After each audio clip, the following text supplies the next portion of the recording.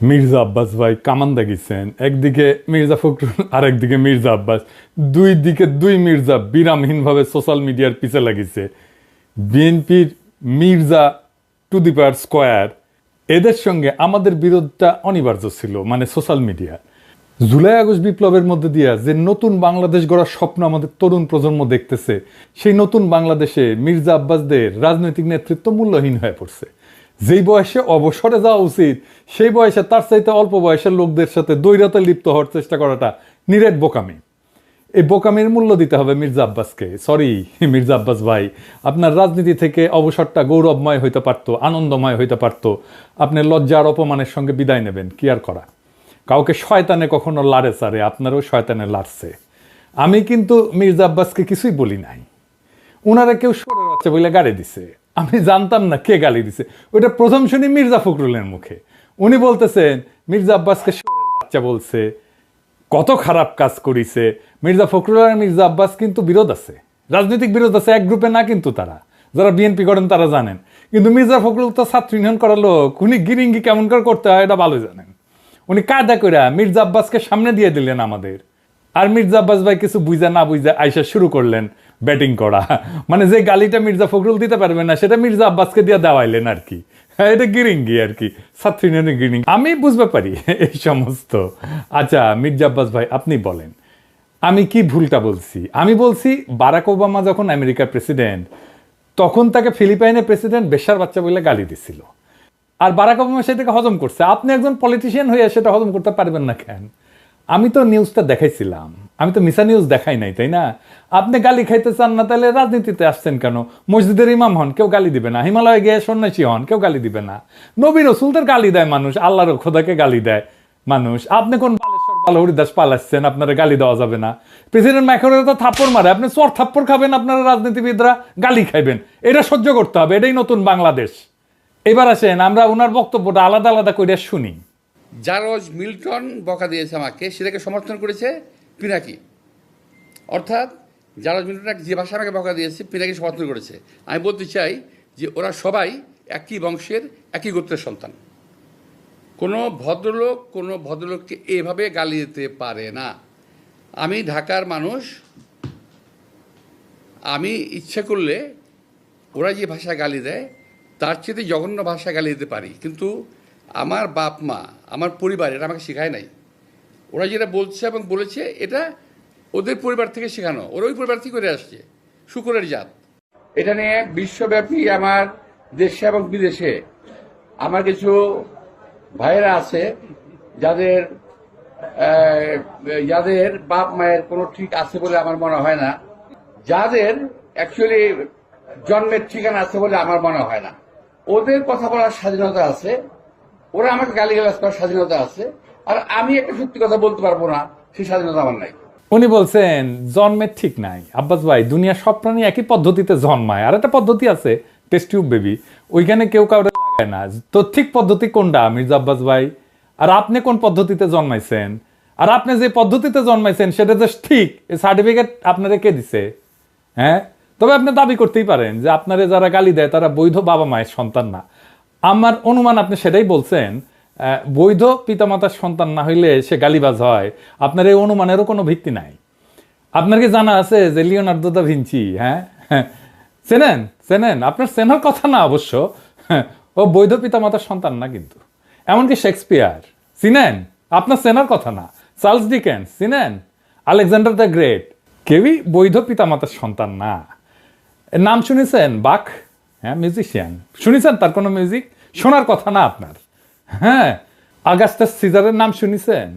Steve জবসের নাম শুনেছেন? এমনকি জ্যাকি চ্যান সিনেমা দেখেছেন? দুটা কেউই বৈধভাবে বিবাহিত বাবা মায়ের সন্তান না। সেই জন্য মনীষীরা বলে জন্ম হোক যথাতথা, কর্ম হোক ভালো। আপনার কর্মজীবনটা কি আসেন সেটা দেখি। আপনার কর্মজীবন কি ভালো? না মির্জা ভাই, আপনার কর্মজীবন ভালো না। আপনার কর্মজীবন কলঙ্কে ভরা। না, আমি কোনো পত্রিকার নিউজ নিয়ে আপনার চরিত্র হনন করব না, ওইটা আমার কাজ না। 2015 সালে আপনি আপনার নিজের দাখিল করা হলফনামা থেকেই দেখাবো। আসেন আমরা আমাদের ঠিক পথে জন্ম না হওয়া মির্জা আব্বাস ভাইয়ের আমল নামা দেখি। আচ্ছা মির্জা আব্বাস ভাই, মির্জা তো আপনার পারিবারিক পদবি না, তাই না? এটা আপনি লাগাইছেন পরে। আপনার বাবার নামের আগে তো মির্জা নাই, তাই না? আপনার বাবার নাম আব্দুর রাজ্জাক। আপনার এখান মির্জা লাগাইতে হইল ইনফেরিয়রিটি কমপ্লেক্সে। এলিট হইতে চাইছেন, নতুন বাংলাদেশের এলিট হইতে চাইছেন না। টাকা পয়সা হয়েছে, এখন মির্জা না থাকলে ক্যাঙ্কা হয়, অসুবিধা নাই। বাঙ্গুল্যান্ডে এভাবেই সব এলিট গড়ে উঠছে, ওই যে সোহরাওয়ার্দীর বডিগার্ড থেকে। আচ্ছা যাই হোক, মির্জা আব্বাস তো একটা ব্যাংকের মালিক, জানেন তো? ঢাকা ব্যাংক 1995 সালে ব্যাংকটা প্রতিষ্ঠিত হয়, মির্জা আব্বাসই প্রতিষ্ঠাতা। এই ঢাকা ব্যাংকটা দেশের প্রথম দিকের বেসরকারি মালিকানায় প্রতিষ্ঠিত ব্যাংকগুলোর মধ্যে অন্যতম ব্যাংক। কোনো সমস্যা হয়নি, অনেক ব্যাংকের সমস্যা হয়েছে, জয় বাংলা হয়ে গেছে হাসিনার আমলে। মির্জা আব্বাসের ব্যাংকের কোনো সমস্যা হয়েছে? হয় নাই। হ্যাঁ, তো ব্যাংক প্রতিষ্ঠার টাকা পেলেন কেমনে মির্জা আব্বাস ভাই? আপনার ফ্যামিলি কি জমিদার ছিল? আপনার আব্বা কি করতেন? আসেন আমরা এবার দেখি ওনার আব্বা কি করতেন। ওনার আব্বা মতিঝিল সরকারি উচ্চ বিদ্যালয় বা মতিঝিল সেন্ট্রাল গভর্নমেন্ট স্কুল হিসেবে যেটা পরিচিত, ওই স্কুলের দপ্তরই ছিলেন। ডং ডং ডং ডং ডং ডং কইরা ঘন্টা বাজাইতেন। কি মির্জা আব্বাস ভাই, খারাপ লাগলো? হ্যাঁ, দপ্তরের কাজ খারাপ না, সম্মানের কাজ। কিন্তু আপনি যে কাজ করতেছেন সেটা সম্মানের না। দপ্তরের কাজের পাশাপাশি আপনার ওই স্কুলের সামনে মসজিদের সাথে একটা ছোট্ট পুরীর দোকান ছিল। পুরি বানাইতেন আপনার আব্বা, ওই পুরীর দোকান চালাইতেন। ওই সিপার পুরীর দোকানের জমিটাও ছিল রেলের। এখনো আপনি রেলের জায়গা দখল করে বাসা বানায় বসবাস করছেন। হয়তো পরের জায়গা পরের জমি, ঘর বানাই আমি রই, আমি তো ভাই জমির মালিক নই। দপ্তরি থাকাতে কোনো অপরাধ না, লজ্জারও না। কিন্তু ওই অবস্থা থেকে ব্যাংক মালিক হওয়ার জার্নিটা আমরা বুঝে দেখতে চাই। কেমনে বাংলাদেশের এলিট তৈরি হয়েছে, কেমনে বাংলাদেশের পলিটিশিয়ানরা তৈরি হয়েছে, কেমনে বাংলাদেশের রাজনীতিতে দুর্বৃত্তায়ন হয়েছে। 1991 সালে প্রথম এমপি হন মির্জা আব্বাস। তারপরে কিছুদিনের মধ্যে ঢাকার মেয়র, আর 4 বছরের মধ্যে ব্যাংক মালিক। এমপির বেতন কত মির্জা ভাই? মন্ত্রীর বেতন কত? 1-1.5 লাখ টাকা সেই সময় মাসে, তাই না? তো কোন জাদুর কাঠি পাইলেন যে ব্যাংক বানানোর টাকা পাইছেন? এমপি হওয়ার আগে কি করতেন আপনি? আপনি ছিলেন কমিশনার। কমিশনারের বেতন কত? আপনার বৈধ ব্যবসা কি ছিল? বৈধ ব্যবসা ছিল ওই অঞ্চলে শাহজাহানপুরের গরুরহাটের ইজারা নিতেন আপনি। সেই 75 পরবর্তী সময় কমলাপুর রেলওয়ে যত ঠিকাদারি, সড়ক পরিবহন সহ আরো বহু জায়গা থেকে চাঁদা উঠাইতেন। চান্দা তোলাটা আপনার পুরানো অভ্যাস, তাই চান্দা তুলে আমাদের টাকা দিতে চায় যেন আমরা ইউটিউবিং ছাড়ি। শুনেন, ওরা ওই যে ওই যে ইউটিউবের মধ্যে কি যে পয়সা কামানোর একটা রাস্তা আছে ওদের, সে পয়সা কামাইতেছে। আরে ভাই, পয়সা যদি লাগে আমাদেরকে বল, আমরা চাঁদা দিলে দিব না, অসুবিধা নাই তো। চান্দা তোলা ছাড়া আর কিছু করার যোগ্যতা মির্জা আব্বাস আপনার ছিল না কোনোদিনই। কারণ উনি আবার দারুণ মেধাবী। আপনার ইউনিভার্সিটিতে পড়ার যোগ্যতা হয় নাই। সোহরাওয়ার্দী কলেজ থেকে 2nd ক্লাসের ডিগ্রি পাস করেছেন, এই যে সার্টিফিকেট আপনার, দেখেছেন? আল্লাহ বাঁচাইছে, আর একটু কম হলে তো জাতির ফিতা হয়ে যাইতেন। তো উনি নিজেই নিজের সার্টিফিকেট দাখিল করেছিলেন। যাই হোক, এই একাডেমিক কোয়ালিফিকেশন নিয়ে আপনার তো কেরানিরও চাকরি হইতো না কোথাও, বাংলাদেশেও না। আপনার তো কিছু করার ক্ষমতাই নাই। ইউটিউবে টাকা পাওয়া যায়, কথা সত্য। বই লেখাও টাকা পাওয়া যায়, শিক্ষকতা কইরা, অভিনয় কইরা, কবিতা লেখা, গান গাইয়া টাকা পাওয়া যায়। প্লেন চালালেও টাকা পাওয়া যায়, রিক্সা চালালেও টাকা পাওয়া যায়। আপনার ড্রাইভারও যে ড্রাইভিং করে সেটা তো টাকা পাওয়া যায়। তো আপনি এর কোনোটাই পারেন না। আপনি চান্দা তুলে টাকা তুলতে পারেন, ওটাই আপনার উপার্জন, ওইটাই আপনার ক্ষমতা। তো চান্দা তুলে টাকা দিয়ে ইউটিউব বন্ধ করার আবদার কেন করতেছেন? ব্যথা বেশি দিচ্ছি, ব্যথা কি জিনিস আপনি টের পান নাই? আপনার তো কোনো স্কিল সেট নাই, আপনি কোনো কিছু করে উপার্জন করতে পারবেন না, তাই আসছেন রাজনীতিতে। এটাই বাংলাদেশের রাজনীতির মধু। আপনি ব্যবসাও পারেন না, তাই পারলে এন্টারপ্রেনার হইতেন। তো সম্পদ তৈরির জন্য চান্দাবাজি করেছেন, করেন, এখনো করেন, বোঝা গেল। কিন্তু কোন জাদু বলে ব্যাংক বানাইছেন সেটা আমরা খুঁজে দেখবো, গলায় পাড়া দিয়ে এটা বের করব। আমরা আরো আগে যাই, 1971-এ আপনি তখন মোটামুটি দামরা, কলেজে পড়েন। আপনি নিজে দাবি করেছেন আপনি মুক্তিযোদ্ধা।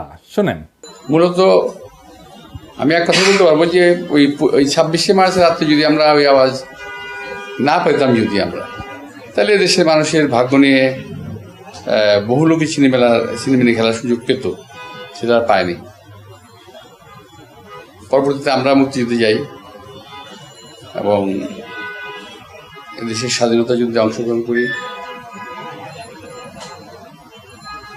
এটা আবার বিএনপির পেজ থেকে শেয়ার দেওয়া। এই বক্তব্যে উনি বলছেন মুক্তিযুদ্ধে কি করেছেন সেটার কোনো কিন্তু উল্লেখ নাই। 25শে মার্চে কি হয়েছে, শাহজাহানপুরে ওনার বাসা থেকে কি দেখেছেন, ওইটুকুই শুধু বলতে পারেন, তার বাইরে আর যাইতে পারেন না। তার বাইরে গেলে জিয়াউর রহমান মুক্তিযুদ্ধের ঘোষণা অমুক তমুক ওই জায়গায় চলে যান। উনি কোথাও মুক্তিযুদ্ধ করেন নাই। কোন সেক্টরে যুদ্ধ করেছেন, কোথায় ট্রেনিং নিছেন, কারা ছিল সহযোদ্ধা, মিছা কথা কইতে লজ্জা লাগে না মির্জা আব্বাস? এটা চেনেন? 1971-এ পাকিস্তানি বাহিনী তার নাম শুনলে কাপড় নষ্ট করে ফেলতো। ঢাকার গেরিলা মুক্তিযোদ্ধা সাদেক হোসেন খোকার দলের। আমি তার কাছ থেকে জানছি আপনি মুক্তিযুদ্ধ করেন নাই। এমনকি আপনি এই যে যারা মুক্তিযুদ্ধ করছে একই সময় ঢাকায়, আজম খান, ইকবাল সুফি, আলমাস লস্কর, কাজী মোহাম্মদ হেদায়েতুল্লাহ, মোহাম্মদ শফি, খুরশিদ আব্দুল মতিন, আবু তাহের, মোহাম্মদ বাশার, খন্দকার আবু জায়েদ, জিন্না, ফরাদ জামিল, ফুয়াদ, মোহাম্মদ শামসুল হুদা, ডক্টর নিজাম, জাহের, কোসি, ঢাকার মুক্তিযুদ্ধের সেই উজ্জ্বল নামগুলা কারো বন্ধু সার্কেলের লোকও আপনি ছিলেন না। 1971-এ মুক্তিযুদ্ধের যাওয়ার সাহস হয় নাই, আজ এসছেন 71 বাঁচাইতে, দ্বিতীয় স্বাধীনতাকে অস্বীকার করতে। বাহ বাহ, চমৎকার চমৎকার। আর এক জাফর ইকবাল রাজনীতিতে আবার বলছেন আমরা নাকি হাসিনারে যারা সমর্থন করছে সে ব্যবসায়ীদের বিরুদ্ধে কিছু বলি না। শুক্রের গ্রুপ ওরা কিন্তু দেখেন, ওরা শুধু রাজনীতিবিদদের পিছনে লেগেছে, কিন্তু যারা নাকি এই যে হত্যাকাণ্ড ঘটালো, এই যে ছাত্রদের হত্যাকাণ্ডটা ঘটালো, একটা বিশাল একটা ব্যবসায়ী গ্রুপ আছে না? আপনারা দেখেন নাই 3 তারিখে, 3 তারিখে আগস্টের 3 তারিখে যারা হাসিনার সঙ্গে দেখা করেছিল, মিটিং করেছিল এবং বিভিন্ন ভাষায় তাকে এমনভাবে কথা বলেছিল যে হাসিনা খুন করতে উৎসাহিত হয়েছিল,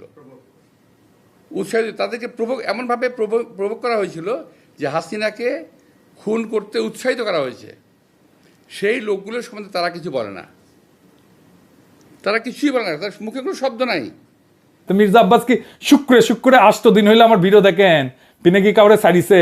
হাসিনা যখন ক্ষমতায় তখন একটা এপিসোডই করছে আলাদা করে ফ্যাসিবাদের সমর্থক ব্যবসায়ীদের, এডিটর সাহেব দেখে দেন না কিছু এক না ওটা থেকে। এফবিসিসি এর একটা কনফারেন্স আছে, সেইখানে বাংলাদেশের ব্যবসায়ী নেতারা হাসিনাকে সামনে রেখা নানাভাবে তেল দিছে, শেখ হাসিনার নামে জয়ধ্বনি দিছে, গানের কলি ব্যবহার করে হাসিনার মন পাওয়ার চেষ্টা করছেন। হাসিনাকে যারা উৎখাত করতে চায় তাদের দেখে নিবে বলছে হাসিনাকে যারা উৎখাত করতে চায় তাদের ঠেকায় দিতে বাংলাদেশের ব্যবসায়ীরাই যথেষ্ট। জয় শেখ হাসিনা, জয় শেখ হাসিনা। সালমান ভাই রাঘব আমাকে বলছে বলার জন্য, হ্যাঁ শেখ হাসিনা সরকার, শেখ হাসিনা সরকার, শেখ হাসিনা সরকার। কিন্তু হাসিনা যাওয়ার পরে আপনার সামনে কেন সময় টিভির মাইক্রোফোন এডিটর সাহেব বড় কইরা দেখান, মাথার উপরে কেন চ্যানেল 24 এর লোগো? ওরা কি আপনার দুলাভাই লাগে নাকি আপনার চান্দা দেয়? আবার শোনেন বলতেছে আমরা নাকি সবার পিছিয়ে লাগি। এই গোষ্ঠী কখনো বাংলাদেশকে স্থিতিশীল থাকতে দেবে না, কখনো আমার বিরুদ্ধে, কখনো ওর বিরুদ্ধে, কখনো তার বিরুদ্ধে লেগেই থাকবে। আপনারা অপেক্ষা করেন, কদিন পরে তারা ইউনূস সাহেবকে ধরবে। আমি এটা বলে দিচ্ছি আমি আপনাদেরকে, কদিন সাহেব পরে তারা ডাক্তার ইউনূস সাহেবকে ধরবে। কার পিছে লাগিয়েছি? ইন্ডিয়ান লেসপেন্সারি যারা করে তাদের পিছে লাগিয়েছি। প্রফেসর ইউনূসের পিছেও নাকি আমরা লাগবো, অবশ্যই লাগবো যদি প্রফেসর ইউনূস ইন্ডিয়ান লেসপেন্সারি করে। ইন্ডিয়ান লেসপেন্সারি বাদ দেন, তারপরে আইসেন আলাপ করতে। আমাদের কাছে খবর আছে, বুঝছেন, সব খবর আছে। কি করিছেন হাসিনার আমলে, কেমনে কারে ম্যানেজ করিছেন, সব খবর আছে। আপনাদের দলের লোকেরা বলে সোশ্যাল মিডিয়া কিছু না, মাঠের রাজনীতি, ভোটের রাজনীতি আসল। হ্যাঁ আসেন সোশ্যাল মিডিয়া নিয়ে কি করে বিএনপি দেখি। বিএনপি প্ল্যান নিছে যে তাদের ফেসবুকের পোস্টে তো কেউ যায় না, মাসি মারে ওরা নিজেরা বসে, তো স্পন্সর পড়তে পয়সা খরচ কর, টাকা খরচ কর, তা করবে না তারা। বট রিয়াক্ট, বট মানে বুঝেছেন তো, যন্ত্র থেকে ওই যে লাইক শেয়ার দিবে, বুঝেছেন, কমেন্ট করবে, তো বট দিয়ে রিয়াক্ট দেন। দেখেন সব ভিয়েতনামের আইডি দেখেছেন। হ্যাঁ আপনারা বিএনপির পোস্ট দেখবেন যে হাজার হাজার লাভ রিয়াক্ট পড়িছে, ভালোবাসা রে বন্যা বয়ে যাইতেছে, আপনারা প্রভাবিত হয়ে যাবেন। আরে বাপরা সর্বনাশ, ভালো কাজ করিছে তো, ভালো কথা, আমি একটা লাভ রিয়াক্ট দিয়ে দিই। মানুষের সাথে এরকম প্রতারণা করতে পারে কেউ?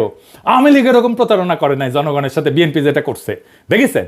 এটাই আপনাদের জার্নি, এটাই বাংলাদেশের রাজনীতি, এরাই হয় মন্ত্রী, দলের শীর্ষ নেতা, আর একাডেমিক যোগ্যতায় কেরানি হয়ে যার জীবন পার করার কথা ছিল সে হয় মন্ত্রী।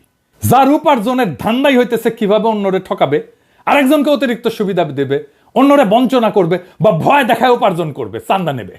আমি যদি 1 টাকা ইউটিউবে উপার্জন করি না, সেটা আমার ইনকাম ট্যাক্সের ফাইলে আছে, এটা আমার বৈধ উপার্জন। আমি 1 টাকা যদি খরচা করি ওটাও দেখাইতে পারবো আমি কিভাবে এই 1 টাকা উপার্জন করছি। আপনি জিন্দেগিতে দেখাইতে পারবেন না কিভাবে আপনি ব্যাংক বানানোর টাকা পাইছেন, জিন্দেগিতে পারবেন না, চ্যালেঞ্জ দিলাম আপনাকে। আপনার বৈধ উপার্জন কি? আপনি নিজেই ঘোষণায় বলছেন বাড়ি ভাড়ার টাকা আর ব্যাংকে রাখা সঞ্চয়পত্র, বাড়ি ভাড়ার টাকায় পেট চালান, বসে বসে খান, আর ব্যাংকে রাখা সঞ্চয়পত্র ওইটি থেকে সুদ আসে, এটা হইতেছে আপনার উপার্জন। তাও এটা আজকের কথা না, 10 বছর আগের কথা। লজ্জা লাগে না আপনার?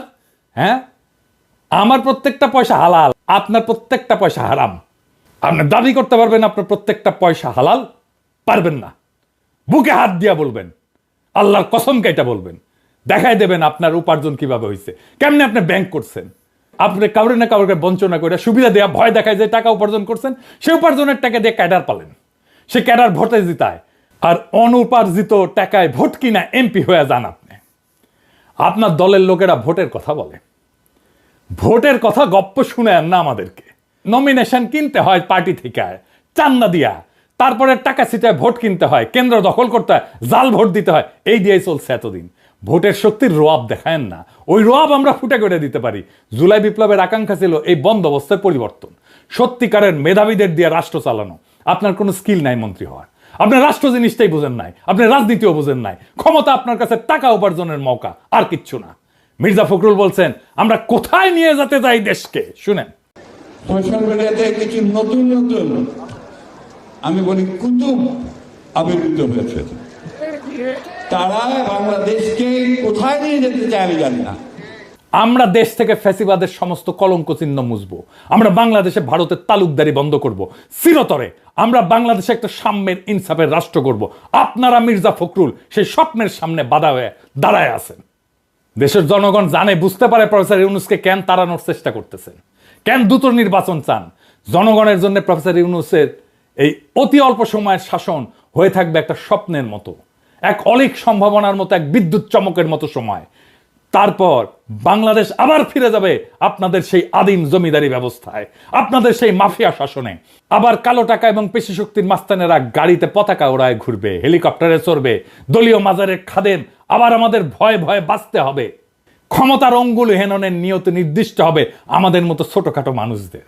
আমরা জানি আমাদের দাসের জীবন, আমরা পুতুল নাচের রীতি কথার দুর্ভাগ্যপীড়িত জাতি, সমাজের সবচেয়ে অযোগ্য, অশিক্ষিত, দাম্ভিক, অসৎ মানুষের বড় গলা শোনা ভয়ের রাজ্যে জীবন মৃত আমরা জানি আপনাদের বসংবৎ কোটাল পুত্রের ভিন্ন মতের আগাছা কেটে ফেলার অভিযানে আমরা যে কোনো সময় কচু কাটা হয়ে যেতে পারি। আমাদের জীবন মিথ অফ সিসিফাস। সিসিফাসের গল্প জানেন?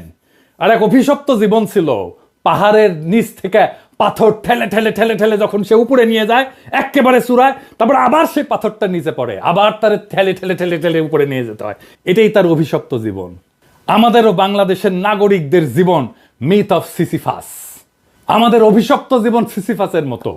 আমাদের সন্তানেরা বারবার রক্ত দিবে এই আর ক্ষমতার রাক্ষস তাড়াইতে, আবার নতুন রাক্ষস এসে দখল করবে জনপদ। আমাদের আসলেই কোনো মুক্তি নাই। কিন্তু মির্জা আব্বাস মনে রেখেন, পৃথিবীতে যদি একজন মানুষও থাকে এই নষ্ট দুর্বৃত্তের রাজনীতির মুখোশ খুলে দেবে, সেটা আমি। ঈদের জামাতে যারা প্রফেসর ইউনূসের হাত ছুঁইছে তারা বলছে আকুলভাবে ছাড়ার 5টা বছর থাকেন, কারণ তারা জানে ওই লোকটা তাদের মানুষের মর্যাদা দিছে। বেশি দিন লাগে নাই, মাত্র 7-8 মাস। মানুষ তার বিপুল সম্ভাবনা আর তাদের অফুরন্ত শক্তির খোঁজ পাইছে, জাতির প্রাণ শক্তি জায়গা উঠছে। এটাই বিপ্লব।